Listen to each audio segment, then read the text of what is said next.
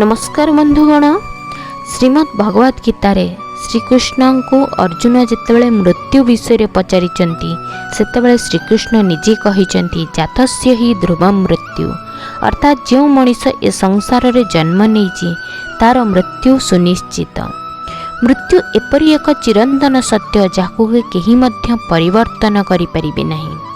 एक कथा समस्ते जानिचंती, किंतु समस्ते निजर मृत्यु कथा सुनिया मात्रे डरी जाइथांती।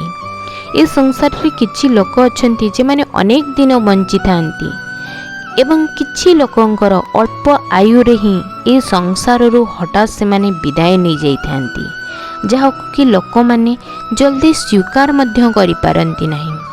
ए प्रकारर मृत्यु को अकाल मृत्यु कहा जाए।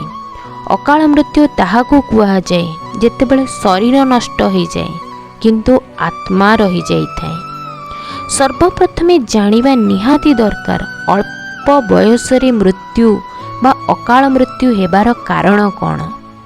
ए वीडियो रे आज आमे जानिबा अकाल मृत्यु काहींकी हुए, अकाल मृत्यु परे आत्मार कौन होइथाए, आत्महत्या को पाप काहींकी कुहा जाए, अकाल मृत्यु बंचिबा पई कौन करिबा दरकार। चलंतु बंधुगण वीडियोटी को आमे प्रारंभ करिबा।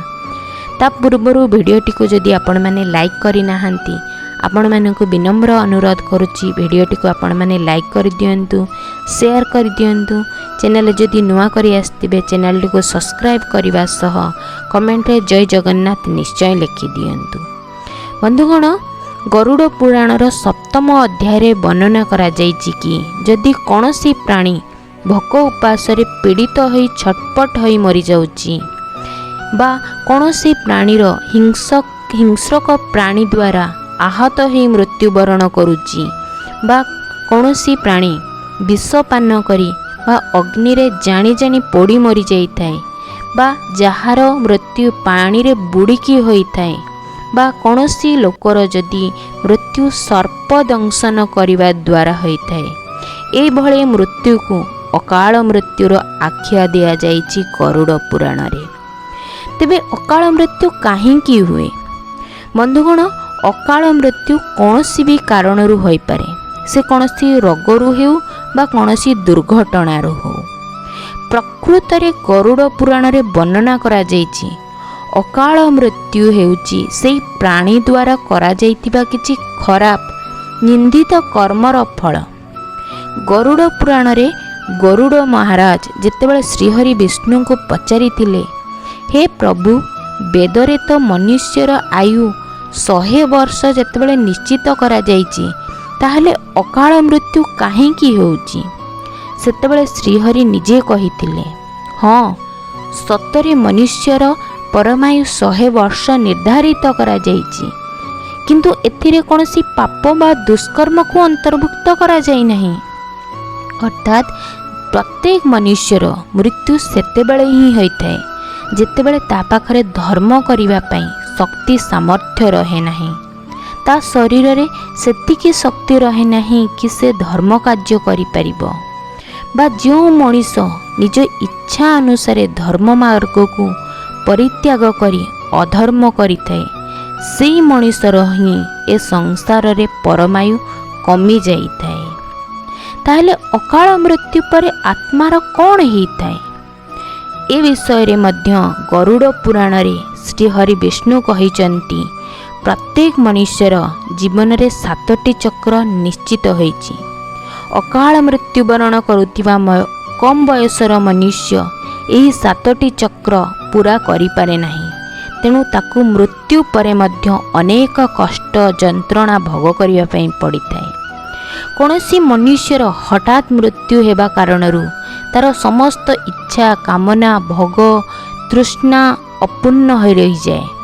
मृत्यु कारणरू तार शरीर सिना नष्ट हो जाए, किंतु तार जहाँ इच्छा लालसा थाए ता केबे सरी न थाए। एही कारणरू अकाल मृत्यु होइथिबा लोकर आत्मा निज परिवार परिजन मानंकु हैरान करिथाए। तार जहाँ भी इच्छा मनस्कामना थाए ताकू पूर्ण करिबा पई से चाहिथाए। एही आत्मा गुड़िक प्रेत पिशाच जनी रे ବର୍ଷ ବର୍ଷ ପର୍ଯ୍ୟନ୍ତ ଏ ସଂସାରରେ ବୁଲିଥାଏ, ଭଟକିଥାଏ। ଗରୁଡ଼ ପୁରାଣ ଅନୁସାରେ ପ୍ରାକୃତିକ ଉପାୟରେ ବା ପରିଣତ ବୟସରେ ମୃତ୍ୟୁବରଣ କରିଥିବା ଲୋକର ଆତ୍ମା 13 ବା 45 ଦିନରେ ଅନ୍ୟ ଏକ ଶରୀରକୁ ପ୍ରବେଶ କରିଥାଏ।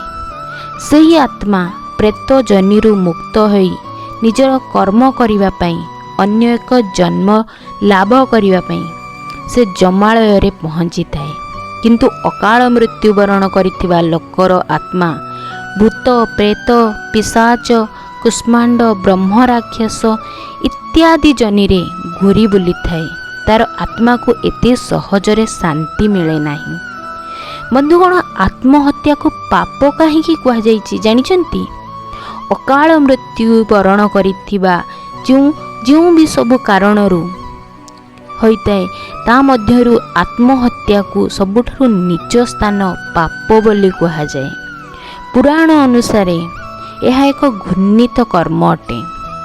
ଗରୁଡ଼ ପୁରାଣରେ ଭଗବାନ ବିଷ୍ଣୁ ଆତ୍ମହତ୍ୟାକୁ ଈଶ୍ୱରଙ୍କର ଅନାଦର ବୋଲି ବା ଅପମାନ ବୋଲି କହିଛନ୍ତି। ସେ ନିଜେ କହିଛନ୍ତି, ଆତ୍ମହତ୍ୟା କରୁଥିବା ମନୁଷ୍ୟର ଆତ୍ମା ଏ ପୃଥିବୀ ଲୋକରେ ସେତେ ପର୍ଯ୍ୟନ୍ତ ଭଟକୁଥିବ ଯେତେ ପର୍ଯ୍ୟନ୍ତ ପ୍ରକୃତି ଦ୍ୱାରା ନିର୍ଦ୍ଧାରିତ ନିଜର ଜୀବନ ଚକ୍ରକୁ ସେ ପୂର୍ଣ୍ଣ ନ କରିଛି।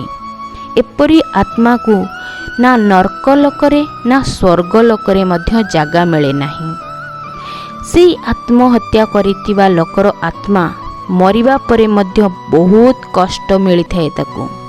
ଏପରି ଆତ୍ମା ନିଜର ଇଚ୍ଛା ଅଭିଳାଷାକୁ ପୂର୍ଣ୍ଣ କରିବା ପାଇଁ ସେ ନିଚାଟିଆ ଅନ୍ଧକାରରେ କାଳ କାଳ ପର୍ଯ୍ୟନ୍ତ ବୁଲିଥାଏ।